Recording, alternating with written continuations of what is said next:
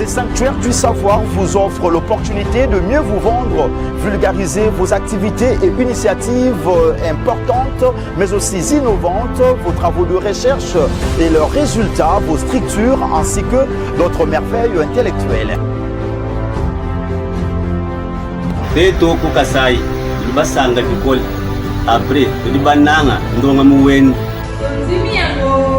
Émission Temple du Savoir pour Congo Central, pour Yangiri Kondimiango. Si apata manema tunafika.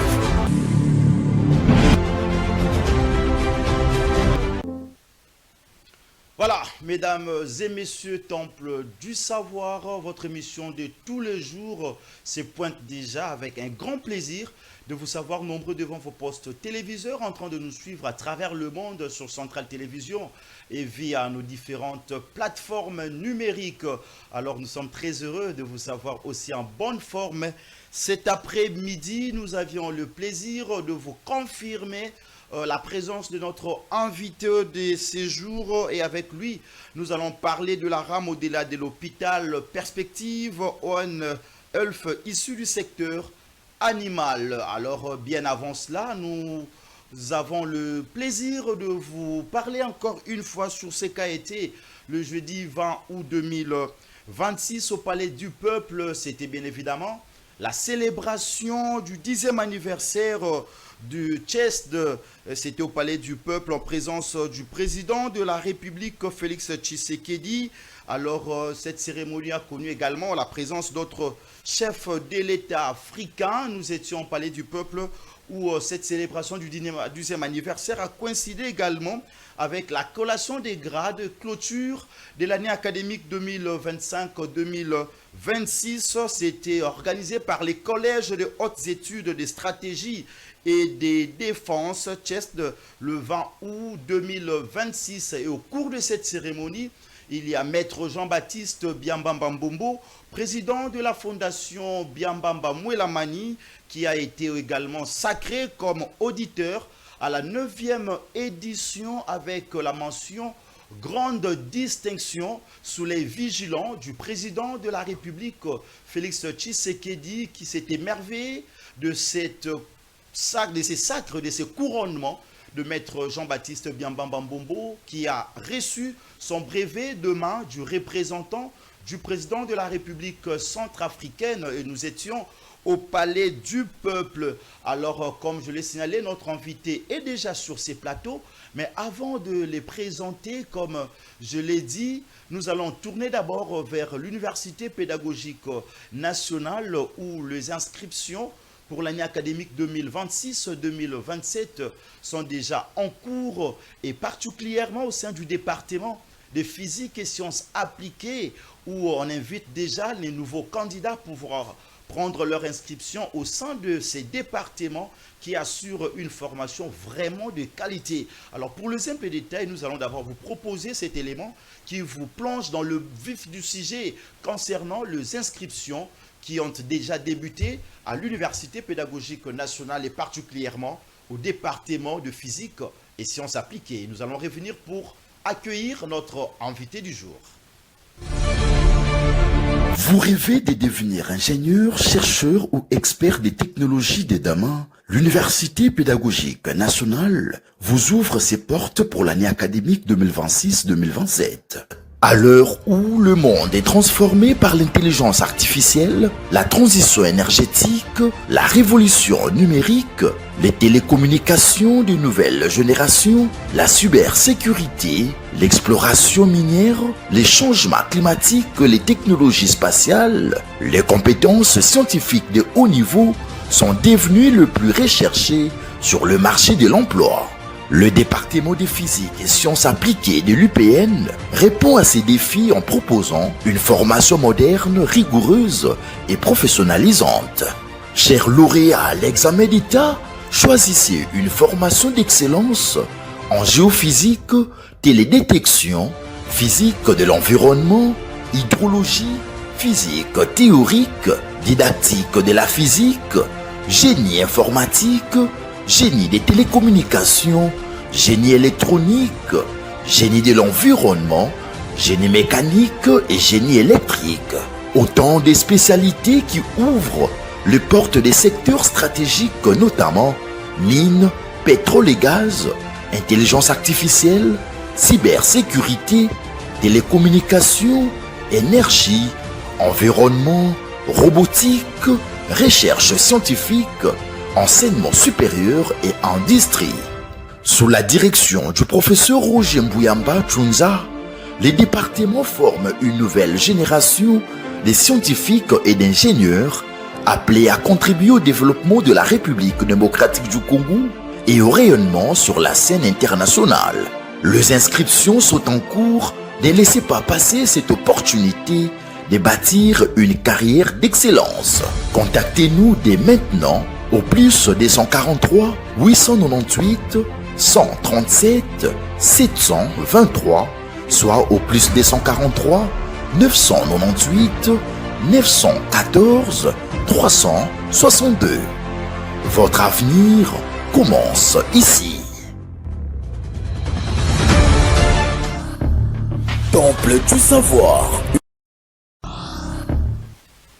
Voilà, nous sommes de retour sur ces plateaux et pour accueillir maintenant notre invité, le docteur Branham Kitoko, qui est déjà avec nous sur ces plateaux. Avec lui, nous allons échanger autour de la rame au-delà de l'hôpital, perspective One Health issue du secteur animal. Docteur Branham Kitoko, bienvenue au Temple du Savoir. Bonjour, monsieur le journaliste Georges, merci beaucoup pour l'invitation. Nous sommes heureux de vous accueillir et nous parlons de cette étude de votre recherche qui parle également de la rame au-delà de l'hôpital. D'abord, nous voulions assez que vous puissiez fixer l'opinion publique sur les différentes motivations qui vous ont poussé de pouvoir aborder ou mener des recherches sur cette thématique. Merci beaucoup une fois de plus, messieurs les journalistes. Avant que nous puissions aborder notre thématique, permettez-moi de présenter mes sincères condoléances à ces grands baobas de la profession vétérinaire qui viennent de nous quitter. Le directeur Florent Ngamuna, c'est quelqu'un qui a beaucoup fait dans le domaine de la médecine vétérinaire en RDC. Il vient de nous quitter. Nous présentons nos condoléances à toute la corporation vétérinaire et à sa famille biologique. Par rapport à votre question, nous sommes intéressés à la rame. En fait, lorsque nous parlons de la résistance aux antimicrobiens, c'est une thématique qui englobe pratiquement tout ce qui est la résistance médicamenteuse. Mais nous aimerions bien parler de manière très brève de la résistance aux antibiotiques.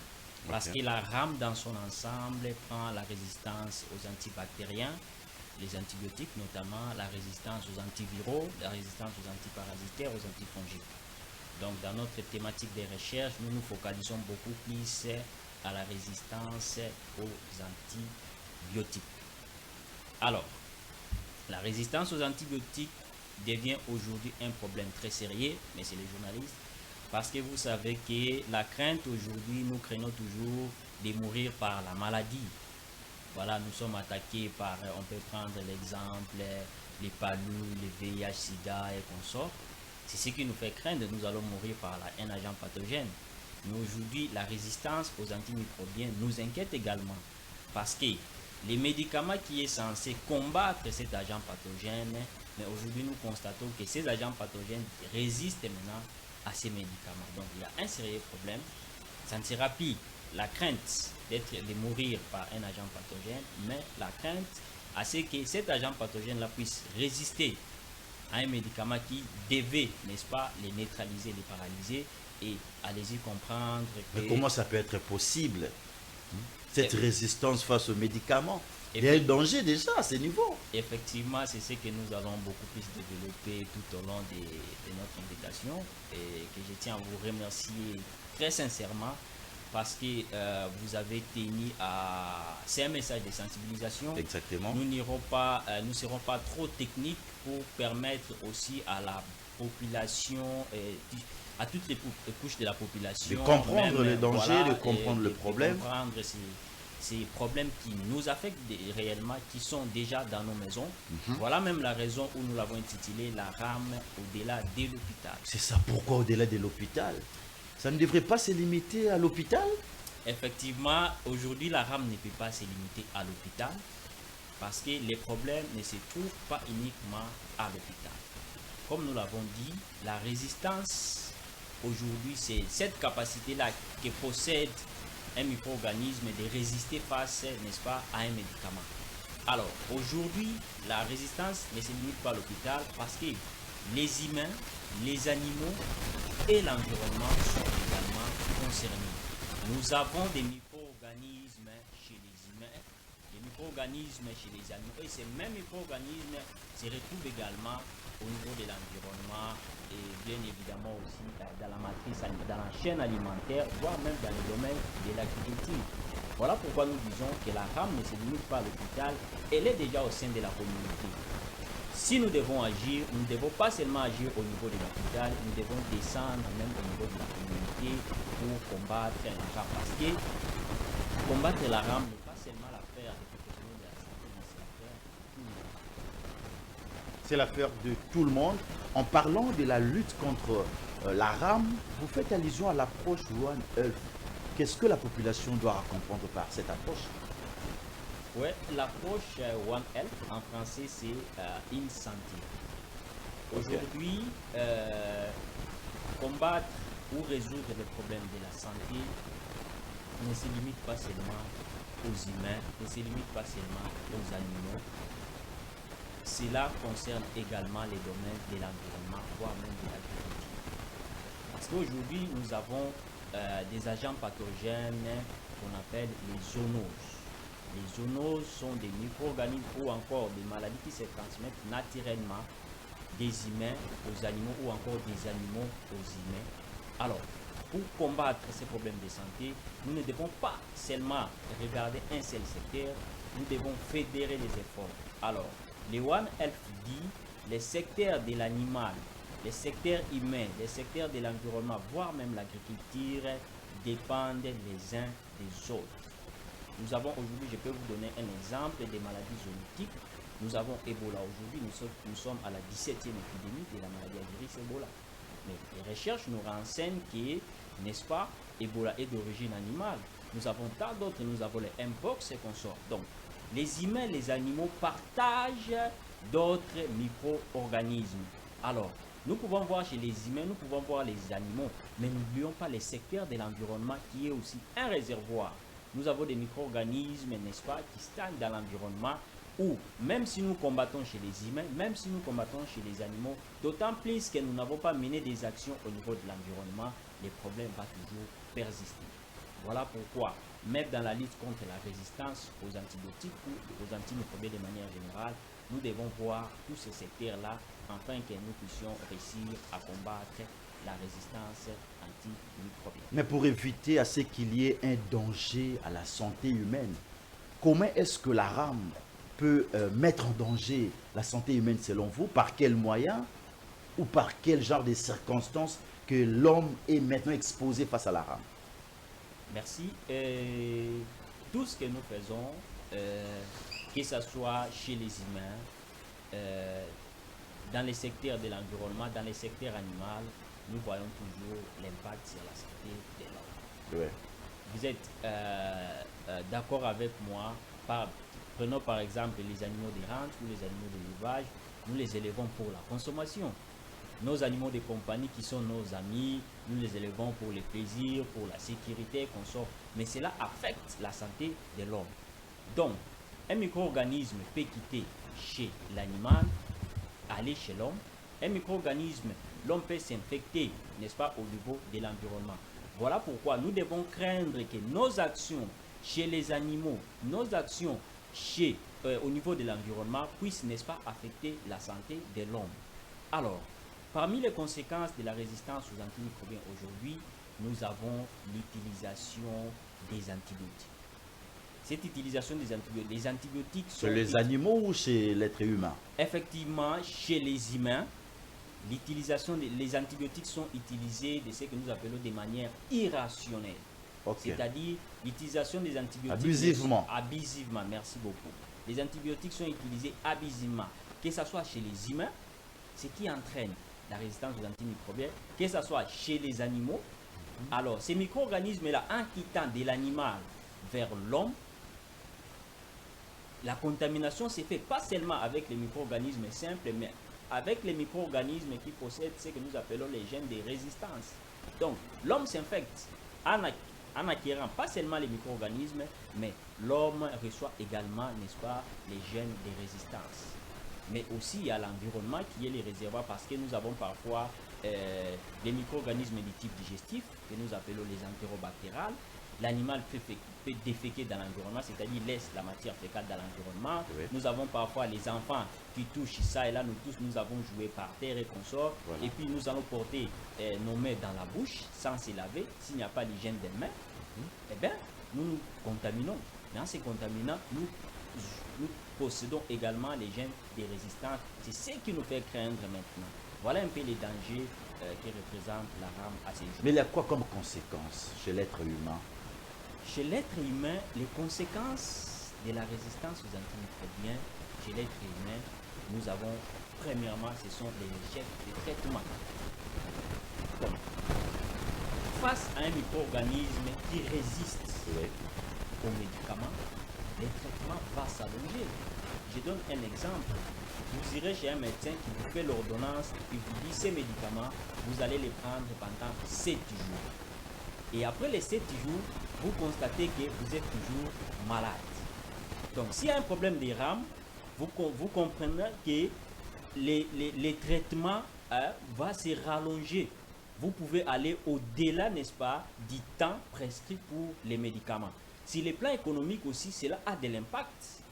Parce que vous avez prévu, je donne un exemple simple, vous avez prévu un $20 pour les traitements, mais après les 7 jours, vous n'êtes pas guéri suite à la résistance aux antimicrobiens, vous serez obligé de prolonger les traitements. Donc, sur les plans budgétaires aussi, vous prolongez aussi. Cela affecte aussi l'économie. C'est la même chose chez les animaux. Un éleveur a pour objectif, n'est-ce pas, de vendre sa marchandise à la fin de la production. Oui. Mais lorsque les animaux tombent malades et qu'il y a un problème de résistance, Et même les éleveurs sont exposés, hein? même les éleveurs sont exposés. Ouais, parce qu'ils sont de temps à autre en contact avec les animaux, Effectivement. avec l'environnement. Effectivement, parmi les acteurs, n'est-ce pas, les personnes qui sont exposées, Oui. il y a les éleveurs qui sont exposés parce qu'ils sont. Nous allons voir que la contamination avec les micro-organismes, et parmi les modes de contamination, nous avons aussi la contamination directe. Donc, les éleveurs sont évidemment exposés. Alors, ces éleveurs-là, lorsqu'ils utilisent les antibiotiques de manière abusive, cela entraîne ce problème-là de la rame. Nous avons cette utilisation des antibiotiques, nous pouvons citer par exemple l'automédication. Messieurs les journalistes, aujourd'hui vous allez constater avec moi que lorsque vous allez dans des pharmacies, si vous faites la comptabilité, vous demandez même au pharmacien, parmi les gens qui ont acheté les médicaments ici, combien ont présenté l'ordonnance, vous aurez la réponse. Voilà. Ceci voudrait dire que l'automédication pose un sérieux problème. L'automédication renforce la résistance aux antimicrobiens. Les gens prennent les médicaments sans prescription médicale. On ne sait pas à quelle dose, à quelle C'est vraiment délai. une pratique courante, hein, C'est dans une la pratique société. courante. Alors Oui, que oui. cette pratique-là est à la base aujourd'hui de la résistance aux antimicrobiens qui va nous poser ou qui nous pose déjà des sérieux problèmes Oh là là. de santé. Dans le secteur animal en République démocratique du Congo, est-ce que, selon vous, la rame a vraiment de l'ampleur? Parce que, en vous écoutant, c'est très sérieux, cette situation. Il faudrait que la population soit vraiment fixée, mais également circonscrire le cadre. En parlant de la RDC, est-ce qu'il a de l'ampleur vraiment de la rame? Effectivement, avant de commencer dans les contextes pays, Oui. nous dirons que dans le contexte mondial, la rame pose déjà un problème très sérieux. Dans le contexte mondial. Dans le contexte mondial, la rame pose déjà un problème très sérieux. Alors, la RDC n'est pas épargnée au vu des pratiques que nous observons sur le terrain. Je viens de vous donner l'exemple ici de l'acquisition des médicaments. Parce que ce qui est à la base aujourd'hui de la résistance aux antimicrobiens, c'est l'utilisation abusive des médicaments. C'est là constaté chez les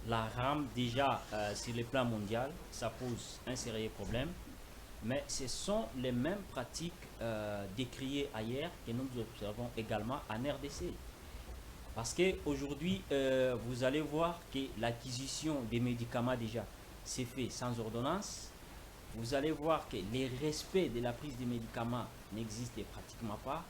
Tout le monde... Vous parlez de l'automédication. De l'automédication. Voilà. Parce que l'automédication fait partie des éléments qui, n'est-ce pas, entraînent ces problèmes-là de la résistance. Alors, nous observons cela et chez les humains, mais aussi chez les animaux. Voilà pourquoi nous disons qu'il y a déjà un sérieux problème en RDC. Bon, les études menées jusque-là, nous sommes encore, les études sont encore au début, mais nous avons déjà quelques éléments qui nous montrent que la rame pose un sérieux problème. Je vais vous donner l'exemple, il y a une enquête que nous avons menée qui nous a démontré que plus de 90% des éleveurs, voire même les paraprofessionnels, n'est-ce pas, achètent les médicaments sans ordonnance. Plus de 90% des pharmacies vendent des médicaments sans ordonnance. Alors, ces médicaments qui sont vendus sans ordonnance, la manière dont ils sont utilisés, nous ne le savons pas. Oui. Alors, d'autant plus que l'automédication fait partie des éléments, n'est-ce pas, qui entraînent la rame, nous disons qu'en RDC, il y a déjà un sérieux problème. Voilà pourquoi nous menons des études. Et les études nous montrent déjà, parce que nous avons commencé... la réalité vraiment sur le terrain. Effectivement. Nous avons commencé avec quelques bactéries qui sont aussi, si on peut dire, sous surveillance et sous d'autres sièges, notamment Escherichia coli, Salmonelle et Klebsiella.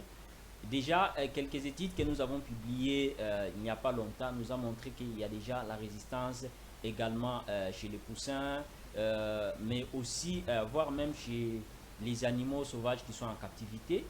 Donc, les problèmes existent, mais nous sommes limités face aux moyens.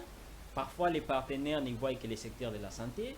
Ils négligent les secteurs animal et les secteurs environnemental. C'est ce qui fait que du côté humain, n'est-ce pas, il y a des résultats qui sont déjà disponibles, publiés. On peut facilement comprendre qu'il y a un sérieux problème. Donc, le secteur animal, nous faisons aussi des efforts. Voilà, et je crois que par votre émission, nous interpellons également les partenaires de mettre aussi les moyens de vous accompagner. Effectivement, parce que le programme de recherche en République démocratique du Congo, souvent vous n'êtes pas subventionné, souvent vous n'êtes pas accompagné financièrement. Ça continue toujours à persister, ces petits soucis-là. Effectivement, le secteur animal est toujours parfois négligé, voire même le secteur de l'environnement. Mais j'aimerais dire, messieurs les journalistes, ces problèmes de la rame ne concernent pas seulement les professionnels. Il y a aussi vous, les médias. Exact. On doit aussi vous accompagner pour faire ce genre d'émissions, pour sensibiliser, vulgariser, sensibiliser la communauté. Chacun doit faire sa part. Le gouvernement aussi a sa part des choses. On doit réglementer la vente des médicaments. On doit réglementer les secteurs de la santé de manière générale. Parce qu'aujourd'hui, nous sommes face à ce qu'on appelle les zoonoses, des maladies qui sont transmissibles entre les animaux et les humains. Et aussi l'environnement qui est notre mère. J'ai toujours appelé l'environnement notre mère. Parce que nous pouvons bien focaliser les actions chez les humains, nous pouvons bien focaliser les actions chez les animaux, mais si nous oublions le secteur de l'environnement, cela va aussi nous rattraper et cela va nous tirer vers le bas. Voilà pourquoi chacun de nous a ses responsabilités. Les partenaires, lorsqu'ils mettent des moyens, pensez aussi au secteur animal, au secteur de l'environnement, pensez aussi à la presse. Vous avez quand même des laboratoires pour diagnostiquer tout cela? Les laboratoires... Puisque vous êtes sur terrain, nous signalons que c'est vraiment votre étude de recherche. Les laboratoires existent. Ici à Kinshasa, nous avons les laboratoires vétérinaires central qui est juste ici en face de l'hôpital Mamayemo.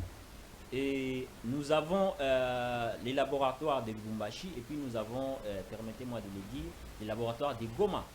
Donc, les laboratoires sont là, mais nous avons parfois, et avec les peu des moyens, parce que ce sont des labos qui ne sont pas subventionnés, contrairement au secteur de la santé humaine, avec les peu des moyens que nous avons, nous essayons de faire de notre mieux. Mais si le gouvernement appuie les activités qui se font dans le domaine de la santé, les partenaires appuient les activités qui se font dans le domaine de la santé, nous serons encore, n'est-ce pas, plus aisés pour produire des résultats encore plus efficaces. Mais nous demandons aussi, parce que le pays est vaste, nous devons aussi faire, n'est-ce pas, les laboratoires périphériques, comme les laboratoires Sentinelle. Nous avons les universités où il y a des facultés de médecine vétérinaire, comme chez nous à l'Université pédagogique nationale, nous avons toute une faculté de médecine vétérinaire. Nous avons un labo qui est là, mais qui n'est pas du tout efficacement équipé. Avec le peu de moyens que nous avons, nous essayons de réaliser quelque chose, mais nous avons besoin des moyens. En parlant du gouvernement, en parlant de l'environnement, selon vous, puisque vous avez bien signalé que le problème est au niveau mondial et la RDC n'est pas épargnée, quelles sont des mesures vraiment d'urgence que la RDC doit prendre pour arriver à mieux contrôler l'usage des antimicrobiens chez les animaux? Selon vous, puisque vous êtes un acteur du terrain, le chercheur Branham Kitoko. Les mesures sont simples. Premièrement, moi je commencerai par la communication sur les risques et l'engagement communautaire. Nous avons des professionnels des médias qui doivent nous accompagner parce que nous avons des évidences. Nous avons des éléments qui viennent du terrain, sur base des expériences que nous avons prises. Les professionnels de santé doivent nous apporter, les médias doivent nous accompagner pour faire, n'est-ce pas, la communication et l'engagement communautaire. Deuxièmement, nous demandons aux éleveurs de prendre les mesures de prévention, de renforcer les mesures de biosécurité, les mesures d'hygiène, parce que si ces mesures-là sont renforcées, vous allez voir qu'il n'y aura pas de maladie. Nous allons réduire, n'est-ce pas, la possibilité, parce que ce qui pousse un éleveur, n'est-ce pas, à utiliser des antibiotiques, c'est lorsque la maladie arrive dans un élevage. Mais lorsque nous prenons les mesures, n'est-ce pas, ce qu'on appelle en santé humaine la prévention et le contrôle des infections, lorsque nous prenons des mesures de prévention et de contrôle des infections, nous allons réduire sensiblement l'utilisation des antibiotiques. Au gouvernement, nous allons demander ou nous allons proposer des mesures, n'est-ce pas, de réglementer les secteurs, n'est-ce pas, des médicaments en République démocratique du Congo. Nous avons parfois des médicaments contrefaits qui posent un sérieux problème. Les circuits de vente parfois ne sont pas bien contrôlés. L'acquisition des médicaments, dans les pays bien organisés, on ne peut pas acheter les médicaments, même si c'est pour les animaux, on ne peut pas acheter un médicament sans ordonnance. On doit avoir l'ordonnance. Les éleveurs doivent faire confiance aux professionnels de santé, qui sont les médecins vétérinaires, qui doivent poser les diagnostics, n'est-ce pas, pour se rassurer que la maladie que nous voulons soigner, n'est-ce pas, c'est efficace, c'est tel médicament et tel médicament. Mais aussi aux professionnels de santé, nous vous demandons toujours de faire recours au laboratoire. Parce qu'au laboratoire, lorsqu'on fait les diagnostics des maladies bactériennes, on fait toujours ce que nous appelons les antibiogrammes. Un antibiogramme, c'est un test de sensibilité aux antibiotiques. C'est le labo qui vous dira, n'est-ce pas, face à telle pathologie bactérienne, voilà quel antibiotique que vous pouvez utiliser. Mais lorsque nous devons utiliser les antibiotiques avec ce que moi j'ai toujours appelé essai-erreur, nous tombons, n'est-ce pas, sur les problèmes de la résistance. Vous allez vous adresser à la population, mais après, parce que ça sera vraiment un point très important pour que vous puissiez vous adresser à ces téléspectateurs qui nous suivent de partout, puisque nous avions aussi quelques messages ici. Mais nous allons d'abord prendre cette question. Est-ce qu'il y a aussi une collaboration qui existe entre le médecin vétérinaire, le chercheur et les spécialistes de l'environnement? Effectivement, vous collaborez quand même. La collaboration existe. D'ailleurs, il y a déjà une commission nationale de lutte contre la résistance aux antimicrobiens qui existe, qui réunit ces professionnels de santé, les vétérinaires, les médecins, les environnementalistes et consorts. La collaboration existe, mais la collaboration n'est pas encore efficace. La collaboration est faible. Voilà pourquoi nous avons encore des soucis.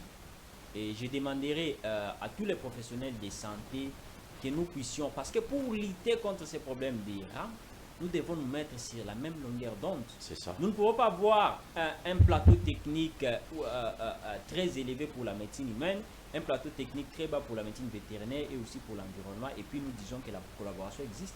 Ça pose un sérieux problème. Donc, nous tous, nous devons nous mettre sur la même longueur d'onde. Comme ça, nous allons voir, n'est-ce pas, les problèmes n'est-ce pas, de la même manière. Et puis, nous allons travailler, la collaboration sera efficace et puis nous allons vaincre les problèmes de santé.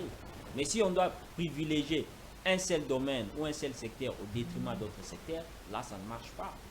Bien que les textes puissent exister, mais si nos actions ne reflètent pas réellement les textes, n'est-ce pas, nous sommes voués à l'échec.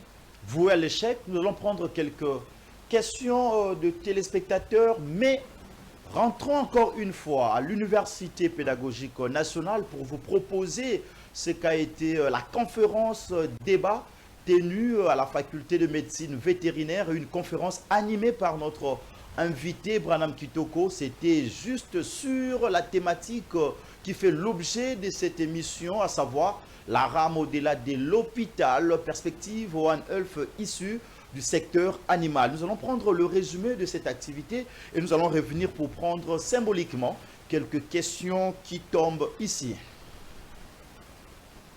À l'Université pédagogique nationale, la science ne se contente plus d'être enseignée, elle sévit, se construit et éclaire les grands défis de notre époque. Cette dynamique est aujourd'hui incarnée avec force par la faculté de médecine vétérinaire, dirigée par le professeur Kitambala, qui s'impose progressivement comme un véritable laboratoire d'idées et de solutions au service de la santé publique. Cette montée en puissance, c'est une nouvelle fois illustrée le vendredi 31 juillet 2026 à l'occasion de cette conférence débat de haute facture scientifique organisée autour du thème la résistance aux antimicrobiens au-delà de l'hôpital, perspective One Health du secteur animal. Une initiative qui confirme l'engagement des autorités facultaires à inscrire durablement leurs facultés dans le cercle des institutions qui produisent un savoir utile capable d'éclairer les décisions et de répondre aux défis contemporains.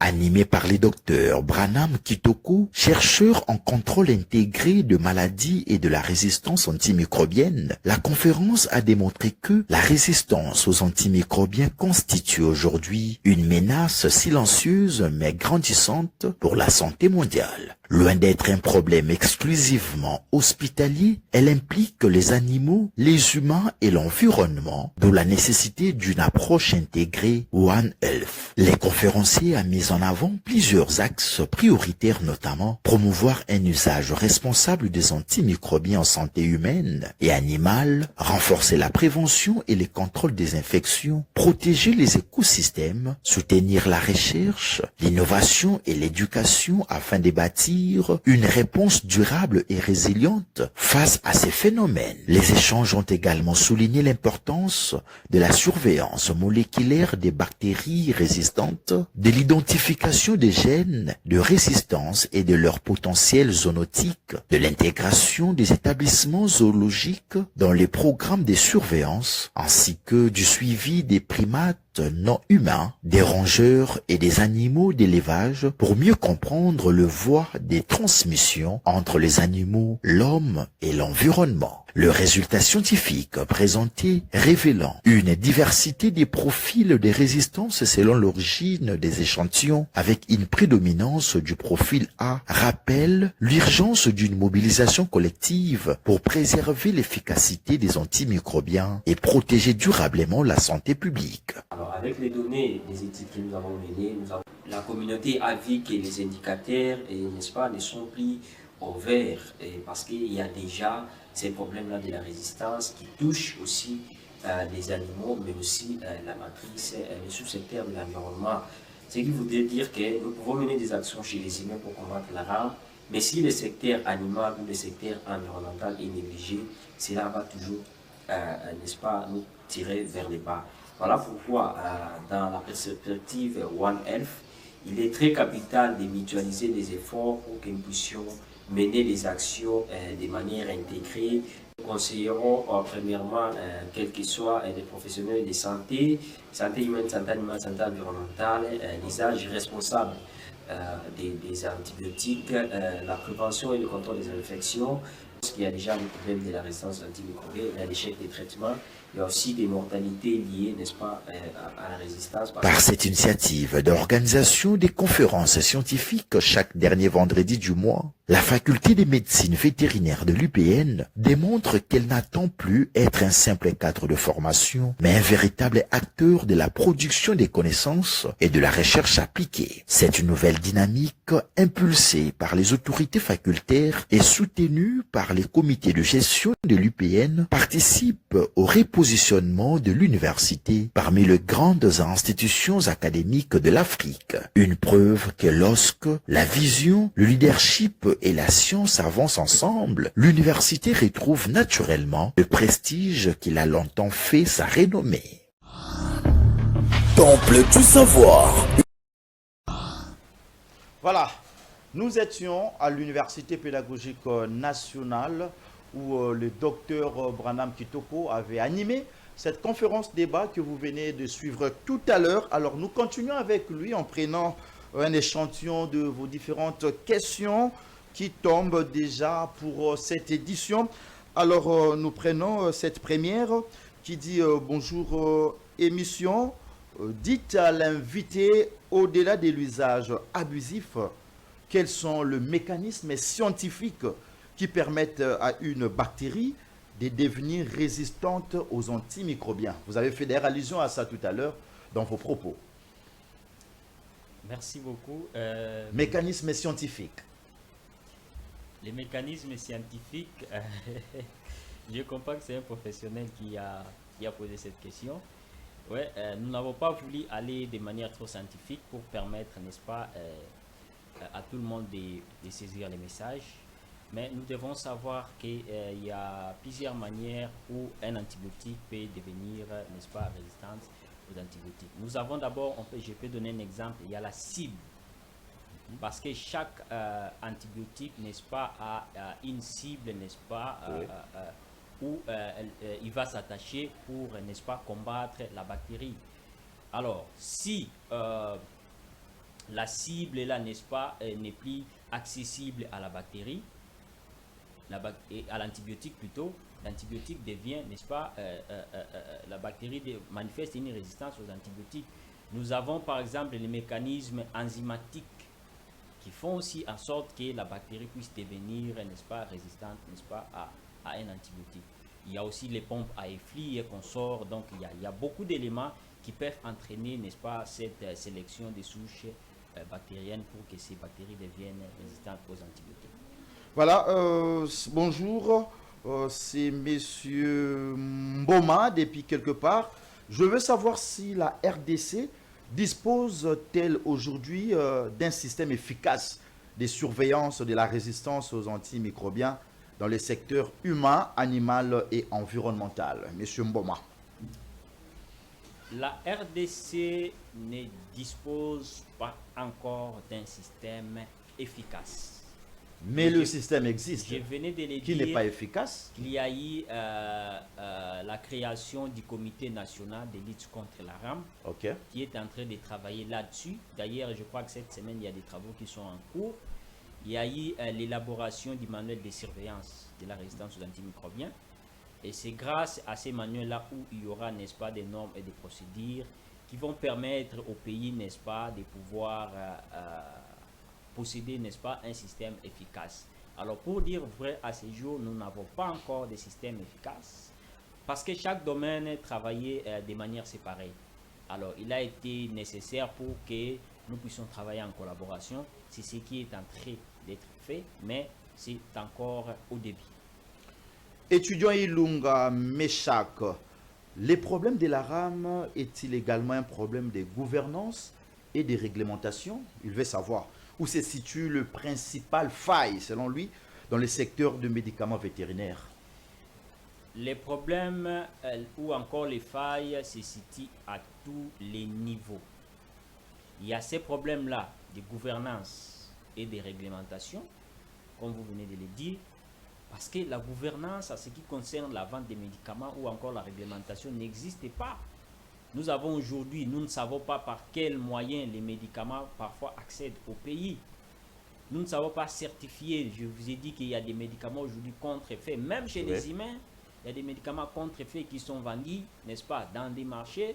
Tous ces Indo-Pakistanais, parfois, nous produisent des médicaments contre-effets et qui ne sont pas à mesure, n'est-ce pas, de lutter contre, n'est-ce pas, de combattre la maladie. C'est ce qui nous amène aussi à ces problèmes-là. Parce que lorsque l'agent pathogène est habitué à un médicament, c'est fini, il se familiarise. Donc, en ce qui concerne la gouvernance et la réglementation, il y a un problème. Mais aussi, la sensibilisation, l'engagement communautaire, il y a un problème. Donc, il faut, n'est-ce pas, la communication sur les risques et l'engagement communautaire puisse se faire. Au niveau des professionnels de santé aussi, il y a un problème. Donc, je vous ai dit l'autre fois, par exemple, j'ai vu un spot où quelqu'un a dit, nos jeunes diplômés, il a dit, si je peux le dire en Lingala, docteur Azamuninga n'a pas ça l'ordonnance par téléphone. C'est un message vrai. Voilà. Vous allez voir, vous faites l'ordonnance par téléphone, mais vous n'avez pas posé un diagnostic de certitude. Ça pose un sérieux problème. Qui vous dit que ce que vous avez prescrit là, ça va réellement soulager la personne? Parce que nous En se devons basant savoir, des explications du patient, les médecins, vous élaborez un document, tout ça au téléphone et vous envoyez. les médecins posent toujours un diagnostic de présomption. Bien qu'il y ait ce qu'on appelle les sites pathognomoniques qui peut toujours indiquer qu'il s'agit réellement de ces problèmes-là. Voilà. Mais les diagnostics de certitude se fait toujours au labo. C'est les labos qui confirment la maladie. C'est pourquoi nous disons, dans les domaines de microbiologie par exemple, après les analyses des labos, n'est-ce pas, les médecins et n'est-ce pas, les laborantés peuvent vous faire les tests de sensibilité si les labos disposent de ces plateaux techniques. C'est en faisant les tests de sensibilité qu'on arrivera à mesure de dire voilà, vous pouvez prendre tel antibiotique. Parce que en faisant les tests de sensibilité, nous allons voir que non, la bactérie a manifesté une sensibilité à tel antibiotique, il y a eu la résistance à tel antibiotique. Et puis, on peut vous prescrire les médicaments sans souci. Mais docteur, vous parlez de médicaments contre-effets. Vous êtes revenu sur cet aspect. Il n'y a pas d'autre remède pour s'en sortir?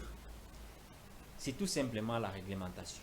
Ok. Nous devons maîtriser les circuits, n'est-ce pas, de la circulation des médicaments en République démocratique du Congo, que ce soit chez les humains ou encore chez les animaux. Monsieur Ibrahimovic, il nous écrit depuis peine. Il demande au docteur quel rôle les industries pharmaceutiques, le pharmacie, le vendeur de médicaments vétérinaires et les professionnels de santé doivent-ils jouer dans la prévention de la rame? D'ailleurs, tout à l'heure, vous parlez de tout ça. Effectivement, pour répondre à notre ami, peut-être il n'avait pas suivi lors de notre intervention, les professionnels de la santé, nous commencerons d'ailleurs par les éleveurs ou encore la communauté de manière générale. Nous devons faire confiance aux professionnels de santé. Vous possédez un animal, élevez c'est bien, mais vous devez vous approcher à un professionnel de santé qui va vous aider, n'est-ce pas, pour poser un bon diagnostic. Aux professionnels de santé, nous devons éviter de faire des choses par compassion. Posez votre diagnostic de manière professionnelle. S'il faut faire recours au laboratoire, faites les recours au laboratoire afin que vous puissiez orienter, n'est-ce pas, les schémas thérapeutiques. Aux industries pharmaceutiques, moi je dirais que nous devons être sérieux. C'est la vie de la population, n'est-ce pas, qui est en danger. Vous êtes en train de voir les plans économiques, n'est-ce pas, encaisser des millions. Mais lorsque vous nous vendez des médicaments contrefaits, ça pose énormément de problèmes sur la vie de la population. Et nous mettons la population en danger. Voilà un peu ce que nous pouvons dire. Il y a une question ici que je trouve cruciale. J'aimerais bien la prendre à la dernière position. Mais il y a aussi quelqu'un qui demandait si l'RDC investit suffisamment dans la recherche scientifique sur la rame. Vous avez dit qu'il y a des sérieux problèmes à ce niveau. On vous accompagne, pas moins que vous disiez encore plus. Mais, messieurs, il demande qui doit rendre des comptes lorsque l'usage irresponsable des antimicrobiens contribue à la propagation de la résistance. L'éleveur, les vendeurs, le prescripteur, les autorités ou l'ensemble de la chaîne. Je crois que la faute est partagée, comme je l'ai dit. Les problèmes se posent à tous les niveaux. Déjà, les éleveurs eux-mêmes sont devenus des médecins.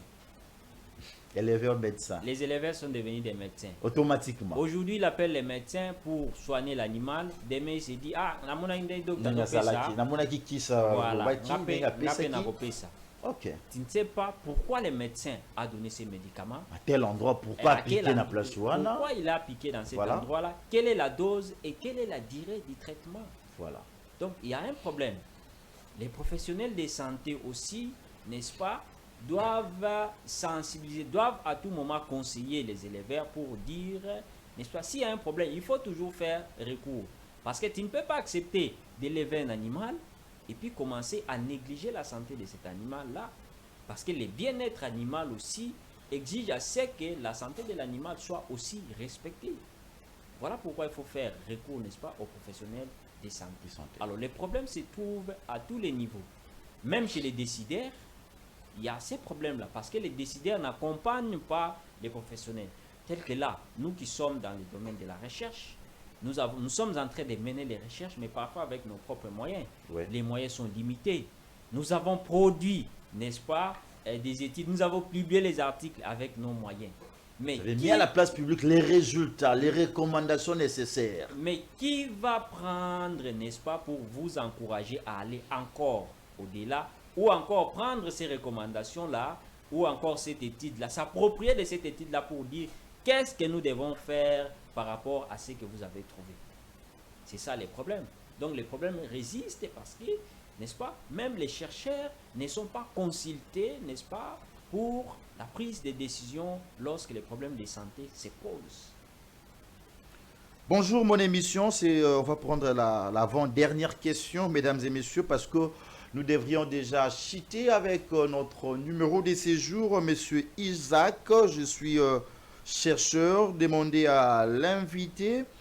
Peut-on véritablement combattre la rame sans intégrer la question de l'environnement, l'eau, sol, déchets hospitaliers et flux d'élevage et rejet des médicaments? Qu'est-ce que M. Ibrahim, M. Kitoko nous dit par rapport à cette préoccupation de l'auditeur? Bien, cette question-là a dévolé. Si ces micro-organismes ne concernent uniquement les humains ou les animaux, tant mieux. Mais il faut se rassurer que l'environnement n'est pas un réservoir. Parce qu'aujourd'hui, il a bien cité des matrices. Nous avons les sols, nous avons l'eau, nous avons les fumiers, nous avons tout ce qui est la chaîne alimentaire. Alors, si les micro-organismes, n'est-ce pas, peuvent trouver, n'est-ce pas, refuge dans tout ce que notre camarade vient de citer, ça sera inefficace de combattre seulement l'autre final. Parce que le réservoir est encore là. Voilà pourquoi nous insistons sur l'approche One Health ou une santé. Une santé. Parce que nous ne pouvons pas oublier d'autres secteurs, sachant que d'autres secteurs là vont encore nous poser problème. Oui, Alors que, n'est-ce pas, c'est un chemin, n'est-ce pas, par lequel les micro-organismes peuvent prendre pour arriver chez l'homme.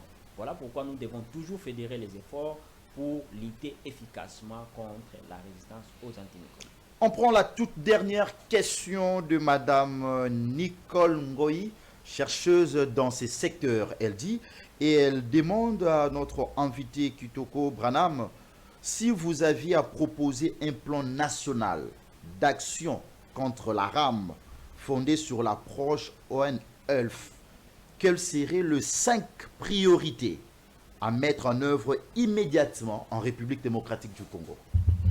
Merci Madame Nicole, je vous salue. On a toujours dit qu'il faut toujours copier les bons modèles. Les 5 mesures prioritaires sont là. Lorsque vous consultez, il y a déjà un document de l'Organisation mondiale de la santé, mais aussi de la tripartite FAO, Organisation mondiale de la santé animale et Organisation mondiale de la santé qui existe, où les 5 mesures prioritaires sont là. Donc, nous ne pouvons plus inventer la roue. Prenons ces mesures prioritaires, mettons ça en exergue et tout va marcher. C'est ce que les autres pays ont fait et puis Et ça marche de l'autre côté. Il y a des bons résultats. Effectivement, il y a des bons résultats. Donc, dans les documents, n'est-ce pas, de la tripartite, je crois qu'on a même ajouté la quadripartite avec le domaine de l'environnement. Les mesures sont là, donc nous ne pouvons pas inventer d'autres mesures. Les mesures existent déjà. Prenons ça, mettons ça en pratique et puis ça va marcher. Voilà, pour d'autres éléments, vous pouvez contacter le docteur Branham Kitoko à travers votre numéro qui est affiché. Vous serez en contact avec lui, certainement via votre émission. Mesdames et messieurs, vous étiez nombreux en train de nous suivre. Nous sommes très heureux de le savoir. C'est comme ça que nous sommes arrivés à la fin de notre numéro de séjour. Mais avant de boucler les boucles, nous donnons la parole à notre invité pour s'adresser à la population, essayer en peu de mots de résumer les éléments fondamentaux que les téléspectateurs doivent capitaliser à travers cette édition de séjour. Monsieur Branham Kitoko, la population, on vous écoute encore une fois. Merci beaucoup, messieurs les journalistes. Ce que je dirais à la communauté de manière générale, la résistance aux médicaments est là. Ça pose un sérieux problème, ça complique les traitements, cela prolonge la prise en charge et cela est à l'origine des décès. Nous devons prendre conscience, éviter d'utiliser les médicaments abusivement chez les humains, chez les animaux, mais aussi dans les domaines de l'environnement et de l'agriculture. Parce qu'on peut bien lutter contre la résistance chez les humains, mais nous avons nos animaux et nous avons notre mère qui est l'environnement où les micro-organismes vont se cacher là-bas. Il y a notre ami qui a cité l'eau, nous avons les sols, nous avons les fumiers, nous avons tout ce que nous consommons, les légumes qu'on vous êtes sans ignorer. On utilise même les fumiers d'animaux pour, n'est-ce pas, déverser dans nos élevages pour que nous puissions avoir les légumes de bonne qualité. Tout cela peut nous entraîner des problèmes de santé si, n'est-ce pas, l'utilisation des antibiotiques n'est pas respectée. Et chez les éleveurs, je vous dis de renforcer les mesures de biosécurité dans les élevages. Chez les humains, renforcer les mesures de prévention et de contrôle des infections, notamment l'hygiène des mains et consorts. Même dans nos structures sanitaires, nous devons renforcer les mesures de prévention et de contrôle des infections. Au gouvernement, nous demandons, n'est-ce pas, de renforcer le secteur de la recherche, de renforcer, n'est-ce pas, les études de ces genres, de s'approprier des résultats de nos études pour prendre des décisions. Aux partenaires, nous vous demandons de ne pas seulement prioriser ou favoriser un seul secteur. Voyez tous les secteurs possibles, pas seulement les professionnels de santé, mais aussi ceux qui peuvent nous accompagner, tels que les médias. Des émissions pareilles doivent être financées parce que ça participe, n'est-ce pas, à la sensibilisation de la communauté. Enfin, pour finir, je dis merci à messieurs les journalistes et Georges pour l'honneur. Je félicite cette émission et je demande à ce que nous puissions tous soutenir cette émission parce que ce sont des émissions pareilles qui éduquent même la population. Cela va permettre à ce que lorsque nous suivons des émissions de ce genre, que nous puissions prendre connaissance du danger qui nous guette, du danger qui se trouve déjà dans nos ménages, afin que nous puissions changer nos comportements. J'ai dit et je vous remercie. Merci à vous également, Dr Branham Kitoko, d'avoir répondu à notre invitation. Mesdames et messieurs, encore une fois, merci d'avoir été les nôtres. Continuez à nous suivre sur Centrale Télévision et à travers nos différentes plateformes. Le rendez-vous est pris prochainement avec le même plaisir. Merci, au revoir.